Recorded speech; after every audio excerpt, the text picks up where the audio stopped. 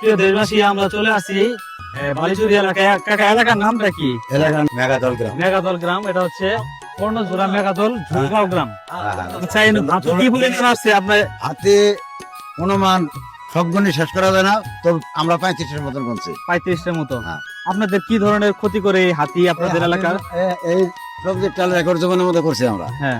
এরপরও আজকে পড়ছি 11 কেজি তেল ডিজেল। ডিজেল। তারপর গতকাল পড়ছে 7 কেজি।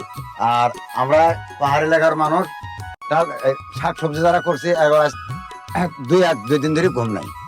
আসলে হাতি কিন্তু পর্যাপ্ত পর্যন্ত মানুষের ফসলের জমি ক্ষতি করতেছে, বিশেষ করে ধান আর হচ্ছে আমরা এই যে নুবা হ্যাঁ, সবজি সবজি সবজি ধানও খাচ্ছে যেরকম, সবজিও খাচ্ছে সেরকম। সেরকম সরকারের পক্ষ থেকে কোনো কি সাহায্য সহযোগিতা দেয়? সরকার থেকে কিছু ওই এই যে সদস্যরা আছে ওরা কিছু কিছু সময় দেয়। কারণ কি কি জিনিসগুলো দেয়? ডিজেল। ডিজেল। ডিজেল ছাড়া আর কিছু দেয় না? হাতি তাড়ানোর কোনো মানে প্রক্রিয়ার জন্য যে কেরোসিন, তারপর লাইট এগুলো দেয় না?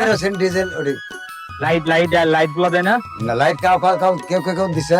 তাই আসলে আপনারা যে এলাকায় আছেন, হাতি তাড়ানোর জন্য বা হাতি পরিত্রাণের জন্য কি চান আপনারা?